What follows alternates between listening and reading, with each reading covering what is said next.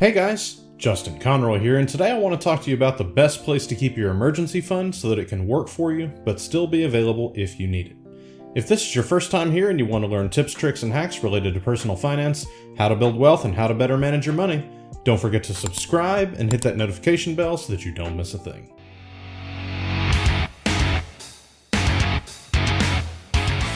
As a quick note, if you don't know what an emergency fund is or why you need one, be sure to check out the video I did last week on that very topic.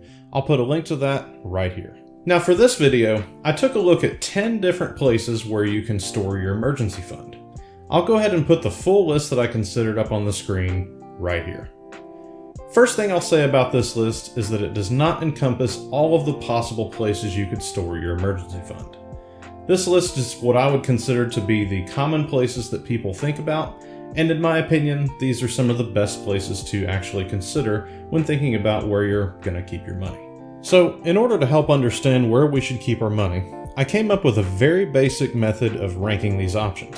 Now, I'll freely admit this is not the end-all, be-all, best ranking method out there, but it does help us get some directionally correct information so that we aren't wasting our time considering places that don't make any sense at all. So when thinking about the ranking, I knew that I wanted to consider all of the important points that you want and those that you need for your emergency fund. So I came up with 4 variables for my methodology. First one is availability.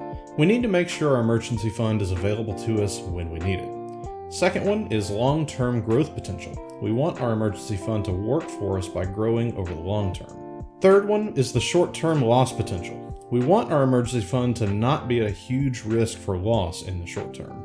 And finally, fourth, penalties for withdrawal. We don't want to have to pay too much in taxes or penalties for withdrawing our money when we need to use it if we need it. So for each of these metrics, I came up with a simple ranking system to help us score each of the metrics for each option that we have. So for each of these metrics, I'm ranking based on the following criteria. First is availability.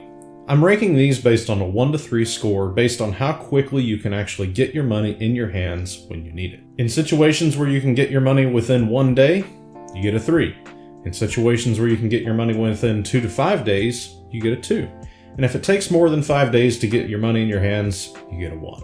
Second is the long-term growth potential. We're ranking these again based on a 1 to 3 score. For options that give us a high potential for returns in the long term, we get a 3. If you roughly grow with inflation, you get a 2. And if there's no growth potential at all, you get a 1. Third is the short-term loss potential. Again, this is on a 1 to 3 scale.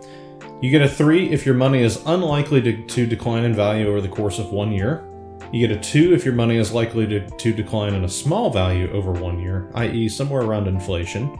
And you get a 1 if it's likely that you're going to lose a lot of money very fast. Finally, my last metric is penalties for withdrawal. Again, this is on a 1 to 3 scale, but in the opposite direction this time. So this time we get a 1 if we must pay taxes and a penalty. We get a 2 if we must pay taxes. And we get a 3 if there's no additional cost to withdraw the money and use it anytime you want. So finally we've arrived. All we have to do is multiply each metric score for each option and we get our final score. Now I don't want this to be a 3-hour dissertation on why I chose each value for each option, so I'm going to go ahead and just put the list up right here and show you the final results and point out a few specific cases that aren't as obvious. But don't leave just yet because I want to share some things that may be important for your particular situation.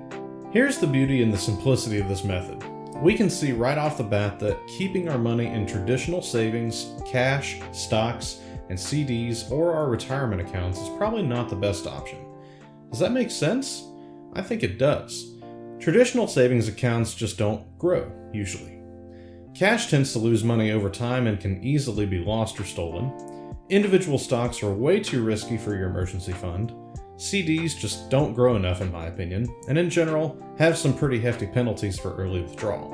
And finally, your retirement accounts, not only are these not easily accessible, but there's also some pretty hefty penalties for withdrawing early. Now for CDs, some of you will probably say, "But Justin, you can just..." Yeah, you could do that, but honestly, why bother? For that much effort and restrictiveness, the growth rate is absolutely terrible. It sucks. There are just better options out there. Speaking of better options, let's go ahead and take a look at some of those now. I said before that we're looking for directionally correct information. So at the top of the list, we've got two things. We've got the money market account and the high yield savings accounts. The only real difference between these is the availability. A money market account comes with a standard debit card, and that can be used anytime as long as you don't use it more than 6 times in 1 month. A high yield online savings account isn't really any different as long as you're okay with having a few days between transfers between your account and your checking account before you can touch the money. I would say that for most people, one of these would probably be the best place to keep your emergency fund. So whether you choose a money market or high yield online savings account, you really can't go wrong as long as you find a good interest rate. Now before we wrap this up, I want to make special mention of bonds. See, here's the thing I've noticed about emergency funds and financial maturity in general. I said before in my last video that once you have an emergency fund, you typically don't ever need it.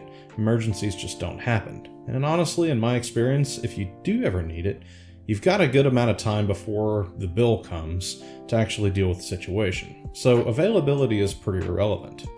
On top of that, your money is probably going to sit there for a few years before you may actually ever need it. So short-term problems don't really matter either. So if we take out those two metrics from the equation, we get a very different list. Now for me, individual stocks are just too risky for an emergency fund. But bonds, on the other hand, they're relatively stable. Even in the past month with all the craziness going on, bonds have only fallen about 15%, compared to the S&P 500, which has fallen about 30% in the past month. I say all that to say that if you are financially mature, keeping your emergency fund in bonds may be a really good option for long-term growth. Personally, this is what I do, and even with everything that's been going on, there has still been a net positive for me in doing this method. With that, if you have any questions, comments, or ideas for future videos, please leave me a note down below in the comment section. Don't forget to like, subscribe, and hit the notification bell before you leave. Don't forget to follow me on Facebook and Instagram. And as always, thank you for your time and support. Have a good one.